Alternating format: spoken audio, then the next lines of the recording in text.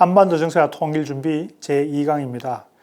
지난 시간에는 우리가 통일을 왜 해야 되는지, 그리고 통일을 하는 데 있어서 우리가 어떤 노력을 해야 되는지, 그 중에 특히 북한 주민의 역할에 관해서 살펴보았습니다.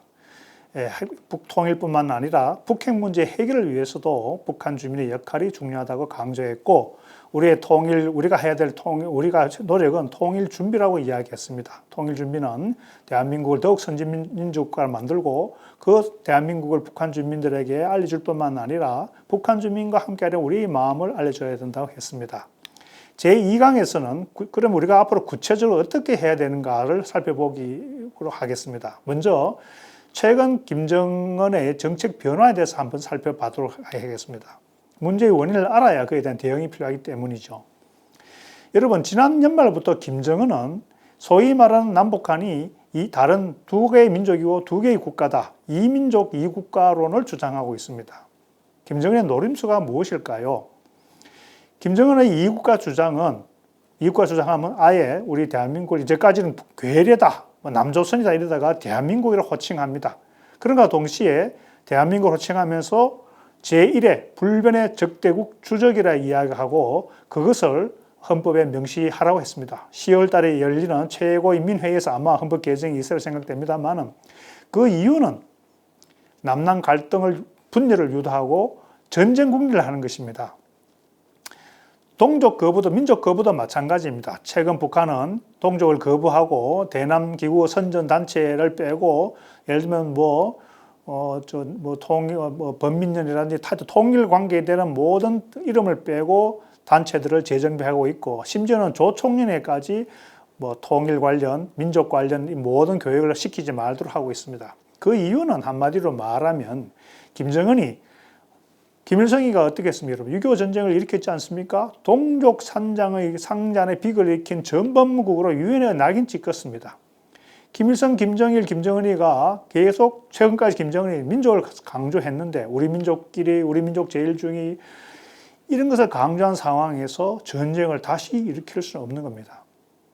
그래서 저는 이 세 가지 이국가 주장과 이민족 주장은 한마디로 말씀드리면 김정은이가 대한민국에 완전히 밀려가 수세에 몰려서 체제를 수세적으로 온전하려는 그러한 수세적 입장이 아니라 오히려 전쟁을 준비하려는 하나의 사전자백이라고 할 수 있겠습니다.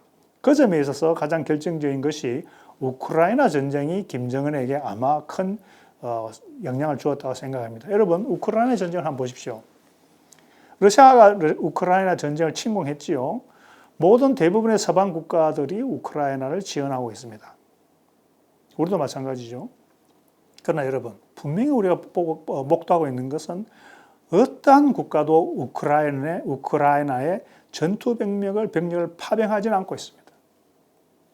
러시아의 보복이 무섭기 때문이죠. 러시아의 핵무기가 무섭기 때문이죠. 병참 지원, 군수 지원, 인도적 지원하고 있지만 전투 병력 파견하고 있지 않습니다. 김정은이가 그것을 본 것입니다.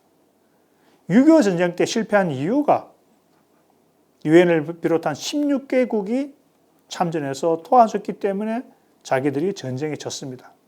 핵무기를 가지고 위협을 하면은 김정은이가 전쟁을 일으켜도 외부로부터의 참전을 억제할 수 있구라는 것을 김정은이 깨달은 것입니다. 그런 측면에서 김정은은 핵무기를 가지고 위협하면 전쟁을 일으키면 아마 김정은은 주한미군 외에 미국으로부터의 병력 정원이나 또는 향후 예상될 수 있는 일본 자위대의 어떤 참전조차도 억제할 수 있다고 아마 생각할 겁니다.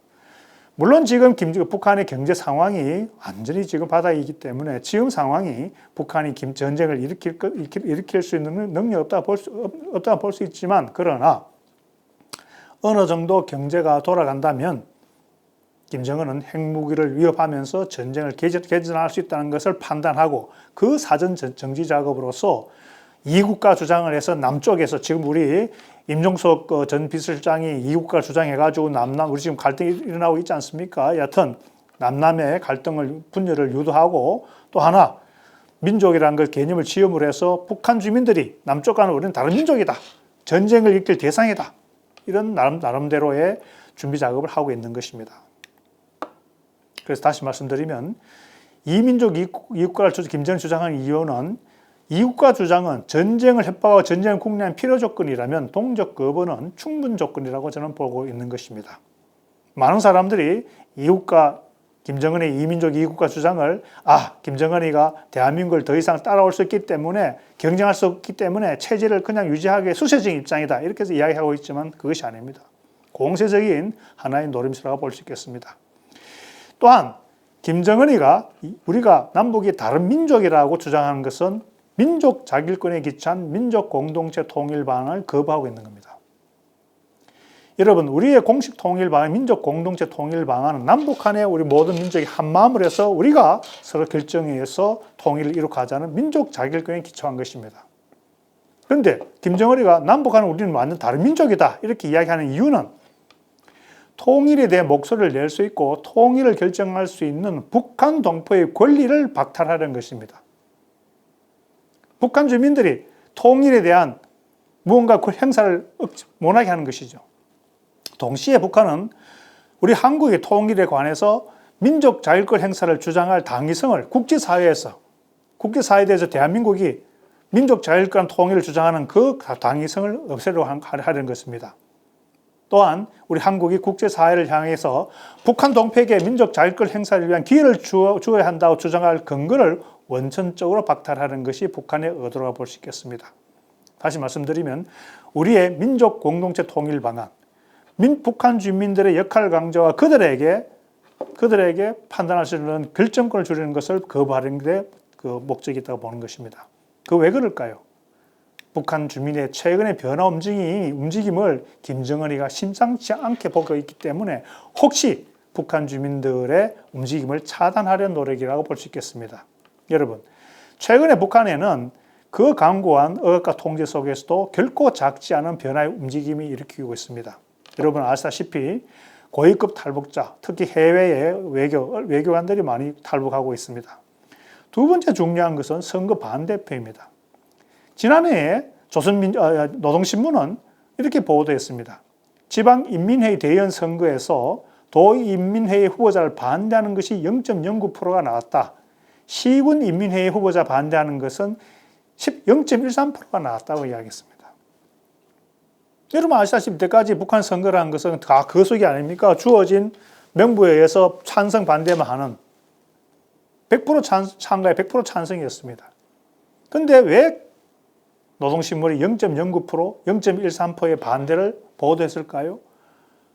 설마 반대가 전이었는데 조선민주인민공화국이 김정은 체제가 민주주의라는 거 보여주기 위해서 일부러 없는 반대를 0.09%, 0.13% 있다고 이렇게 했겠습니까? 아니면 사실상 반대가 많았기 때문에 국민들의 여론을 의식해서 그나마 0.09%, 0.13%라고 이야기했다고 보는 것이 더 타당하지 않을까요? 어찌되었든 선거의 반대표를 행사한 북한 주민이 나타났다는 것이 중요한 겁니다. 여러분 생각 0.13% 크게 중요하지 않다 생각하시죠? 여러분 1989년에 동독이라는 큰 변화, 혁명은 바로 지방선거에서의 선거 개표의 조작에서 바로 시작된 것입니다. 그 이전까지 동독은 항상 찬성이 99% 이상이라고 동독 당국은 투표 선거 결과를 보도했습니다. 그런데 알다시피 1989년에 그 동독의 상황은 1985년 고르바초프가 소련의 새로운 당 서기장으로 집권한 이후에 소위 말하는 개혁개방, 글라스노스 페레스트로이카가 시작되었죠. 그러나 그러한 변화의 움직임이 동독에 몰아쳤고 동독 주민들도 뭔가 변화를 움직이는 그 과정 속에서 동독 주민들의 변화를 요구하는 그 속에서 이루어진 지방선거에서 동독 당국은 98.85%에 찬성했다고 보도했습니다. 동독 주민들은 많은 사람들이 변화를 요구하고 체제를 반대하는데 당국이 98.85%, 자기들 생각엔 90%보다도 0.15%가 적게 발표되었죠. 그것이 바로 동독 주민의 혁명, 개혁과 개발 요구가 자율선거원 혁명의 도화선이 된 겁니다. 그것이 결정적 작업에서 11월 9일 베를린 장벽이 붕괴되었고 그 이듬해 10월 3일 통일된 겁니다. 북한 주민의 투표에 나타난 작은 변화, 결코 작지 않은 큰 변화입니다. 또한 최근에 공개된 것이 뭐냐면 북한의 보안당국이 이러한 동영상을 만들어가지고 그것을 학급 교보제로 만들어 활용하고 있습니다. 무슨 내용인가 하면 북한의 보안당국이 만든 동영상 내용입니다. 그에 따르면 북한의 한 지방의 중학교 교사가 우리 남쪽의 영상물을 시청하고 체제에 불만을 품고 10여 명의 무리 함께 모의해가지고 그냥 체제를 전복할 뿐만 아니라 조선민주주의인민공화국 김정은 체제를 전복할 뿐만 아니라 자유민주적 정부 수립을 위한 혁명을 계획했다. 그에 따라 처형했다. 이런 동영상을 만들어가지고 북한 주민들에게 교육하고 있습니다. 북한 체제에 이런 불어난 움직임이 전혀 없는데 북한 보안당국이 일부러 이것을 만들어가서 교육을 했을까요? 아마 북한 저변에는 이와 같은 지방에 이르기까지 곳곳에 체제 말은 하지 않지만 불만이 있기 때문에 그걸 갖다가 제어하기 위해서 동영상을 만들다 보는 것이 타당하지 않겠습니까? 극형까지 규정한 반동사삭 문화배격법, 청년교양보장법, 평양문화어보호법, 남쪽 말씀은 처벌한다는 내용이죠. 국가비밀보호법, 북한 체제 불만 사람은 비밀을 가둬가지고 교육시키겠다는 그런 내용입니다. 이런 4대 악법을 만든 이유가 어디 있겠습니까? 김정은이 북한 주민의 체제 반대적인 움직임을 우려하고 있는 것입니다. 그리고 최근에는 금년 1월에는 중국에 파견한 북한 노동자 2천여 명이 임금 체불에 항의해서 폭동을 일으켰고 사망자까지 발생했습니다. 중국에 북한 인력이 파견되어서 일하는 것은 한 20년 정도 됐을 겁니다. 그 북한 주민 노동자가 불만을 품고 자기 의사를 표시하고 있는 겁니다. 이와 같이 김정은은 북한 주민들에 자기 체제는 결코 극복할 수 없는 경제난 자기가 잘 알고 있습니다. 사상 교육적 사상 이념도 통제하고 있지만 그러나 북한 주민들의 사이에 자기를 반대하는 목소리가 있다는 걸 알기 때문에 아까 말씀드린 대로 북한 주민들의 혹시 남쪽을 동경하는 대한민국 함께 가는 노력을 우려해서 이민족을 주장하고 이국가를 주장하고 민족 자결권을 입각한 통일, 민족 공동체 통일 방안을 배격하고자 하고 있는 것입니다. 이런 측면에서 지금 현 정부는 북한 주민의 인권 개선에 큰 역점을 두고 있습니다. 이제 시작 단계입니다만은 현 정부는 윤석열 정부는 지난해부터 특히 통일부를 중심으로 해서 북한 주민의 인권 정진을 강조하고 있습니다. 그러나 저는 북한 인권 정책이 앞으로 우리가 이렇게 정책적으로 전개 발전되어야 된다고 생각합니다. 단기적으로 북한 주민의 인권 개선뿐만 아니라 1차적으로는 북한 주민의 인권 개선 초점을 두지만 북한 주민에 다가가서 그들의 눈과 귀를 열어주어 무엇이 옳고 그렇고 무엇이 좋고 나쁨을 북한 주민이 자각하게 하고 북한 주민 스스로가 체제의 개혁 개방은 물론이고 핵무기가 행복이 아닌 불행임을 깨달아서 북핵 폐기를 요구하고 자유, 민주주의, 인권 복지를 향한 통일로 전진하게 하는 북한 변화의 전 과정의 시작점, 출발점의 기체가 저는 북한 문제, 인권 문제의 제기가 되어야 한다고 생각하는 것입니다. 단 북한 인권 정진의 정책 방향은 국가 전략적으로 아까 제가 강조했다시피 1강에서 강조했다시피 통일과 북핵 폐기를 위한 북한 주민 변화를 통한 북한 변화라는 큰 국가 전략적 목표 아래서 1차적으로 북한 주민의 인권 개선과 2차, 3차 중장기적으로 북한 체제 변화와 핵 폐기와 통일로 이끄는 이 전 과정을 우리는 북한 인권 정책에 이름하여 추진해야 된다고 생각합니다. 이렇게 우리가 북한 인권 문제를 중심으로 이러한 노력을 할 때 국제사회와 함께 할 수 있습니다. 왜냐? 무엇 해도 북한의 인권이 최악의 상이라는 것은 국제사회 모두가 인정하고 있지 않겠습니까? 따라서 인권을 중심으로 해서 국제사회와 함께 북한 주민의 변화를 우리가 노력해야 되고 그 기치를 우리는 북한 인권 정책으로 삼아야 된다고 저는 생각합니다. 자, 현 단계 우리의 과제 정책 방향입니다. 이상의 논의를 통해서 우리는 우리 국민 모두는 물론이지만 특히 정치 지도자는 통일지향자, 분단 부역자가 아니라 통일지향자가 되어야 되고 우리 국민은 일꾼이 되어야 된다고 생각합니다. 통일 준비를 일상화하는 과정에서 무엇보다도 북한 이탈 주민을 포용해야 된다고 생각합니다. 여러분, 제가 강조하고 있다시피 북한 주민 변화를 통한 북한 변화, 이 상황에서 가장 그들의 북한 주민들의 마음을 울리는 그러한 우리의 방편이 무엇이겠습니까?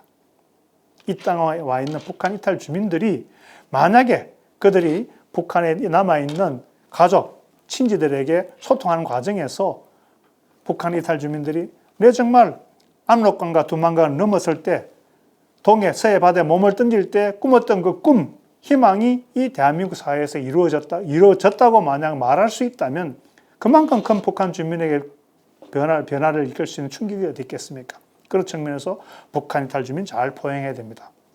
따라서 우리는 통일 준비를 일상화하면서 북한 이탈 주민을 포용하면서 북한 주민 변화를 통한 북한 변화, 북한 개혁개방뿐만 아니라 핵폐기 통일을 이끄는 그 중심에 북한 주민을 놓아야 된다. 북한 주민을 다가가는 노력, 그리고 북한 주민에게 대한민국이라는 희망을 심는 그런 노력이 필요하고 이런 과정을 국제사회와 함께하는 북한 주민 인권 개선 정책에 우리가 인권 개선을 중심에 두고 추진해야 된다고 생각합니다.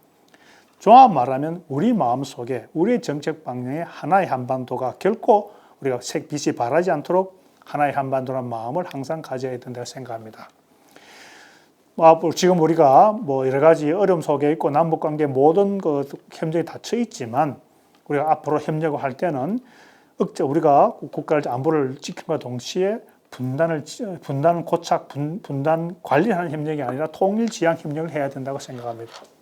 그럼 통일지향 협력이 무엇인가? 여러분, 지금까지 남북한 교류 협력이 예를 들면 물론 성과적으로 하는 것이 개성공단이나 금강산에 있는 우리 남북 경협이라고 볼 수 있겠죠. 그러나 엄밀히 말하면 여러분, 개성공단과 금강산은 북한 땅에 있는 북한 지역에 있는 협력입니다. 그것은 잘 되어도 분단관리 협력에 불과할 따름입니다. 언제까지나 우리가 북한 땅에서 이루어지는 북한이 언제든지 문을 닫아서 북한까지 될 수 있고 차단될 수 있는 그런 협력을 해야 되겠습니까?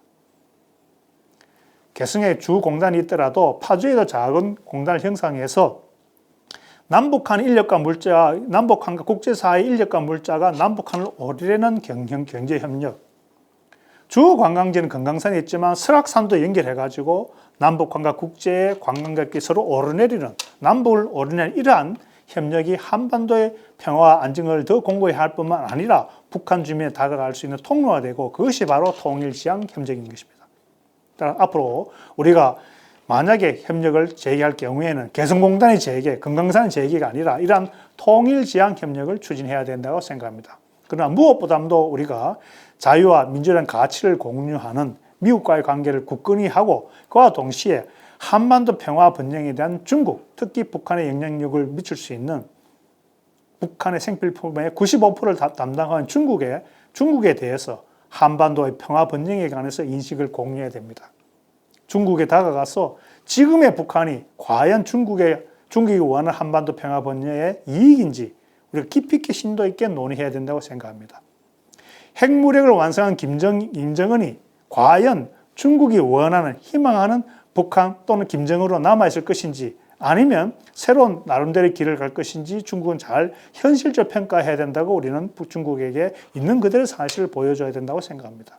최근에 북러 관계에 밀접한 돈독한 관계 형성이 중국에 주는 시사점이 결코 적지 않으리라고 생각합니다. 또한 우리가 해야 될 것은 여러분 아까 첫 시간에 남북한의 문제가 특히 동북아 국가들과 국제적 차원에 맞물려 있다고 이야기했지 않습니까? 한반도 냉전 체제와 북핵 문제 해결과 더불어서 동북아 다자안보 체제를 이야기했습니다. 다시 말씀드리면 한반도의 통일, 남북 공동체 형성과 동북아 공동체가 동시에 형성이 되어야 된다. 한반도가 통일되어도 동북아 전체의 평화 번영에 기여할 것임을 우리가 보여줄 수 있는 그런 차원에서 우리의 통일 노력과 더불어서 동북아 국가들을 함께하는 동북아 공동체의 동시 형성 노력이 전개되어야 된다고 생각합니다. 마지막으로 우리는 유엔 현장 입각에서 우리의 외교 정책을 확고하게 세워야 된다고 생각합니다. 저희 소견을 한마디로 이야기하면 폭력에 의한 어떠한 현상 변화도 반대하는 이 일관성을 우리는 분명히 세워야 된다고 생각합니다. 현상 변화 추진해야 됩니다. 통일을 염원한 대한민국 국민은 한반도 현상 변화를 추진해야 됩니다. 그러나 어떠한 폭력에 의한, 무력에 의한 현상 변화는 반대해야 된다고 저는 생각합니다. 다시 말씀드리면 우크라이나 전쟁도 마찬가지고 중대만 문제도 마찬가지입니다. 폭력에 의한, 무력에 의한 어떠한 형상 변화를 반대하는 것이 저는 대한민국의 외교 정책 방향이 되고 그것이 일관성을 가져야 된다고 저는 생각합니다. 첫 시간에 말씀드린 바와 같이 대한민국 대통령이 예를 들면은 확고하게 북한 주민의 역할을 강조한 것에 제가 높이 평가한다고 이야기했습니다. 그런 측면에서 저는 항상 지금까지 최근에 여러 언론 매체와 글을 통해서 대한민국 대통령의 역할을 강조했습니다. 특히 남북 간의 모든 대화가 협력이 접촉이 단절된 이 상황에서는 대한민국 대통령의 역할이 참으로 중요하다고 생각하고 저는 이렇게 대통령께서 이렇게 이야기했으면 좋겠다고 글로서 특히 칼럼을 통해서 이야기해왔습니다. 김정은 위원장, 나는 대한민국 대통령으로서 확실하고 분명하게 전 세계에 약속합니다. 당신이 먼저 도발하지 않는 한반도에 전쟁은 없을 것입니다. 폭력에 의한 어떠한 현상 변경도 난 단력고 반대합니다.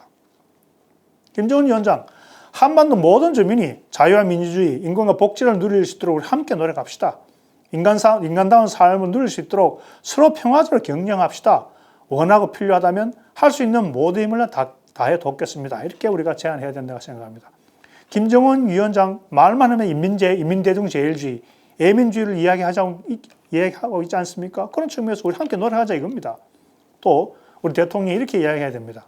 김정은 위원장, 한 가족이 죽을 때까지 듣지도 보지도 만나지도 못하는 이 정치적 비이성을 이제 끝내고 어떠한 조건 없이 이산가족 상봉을 적극 실시합시다. 이렇게 우리 대통령이 저는 이야기해야 된다고 생각합니다.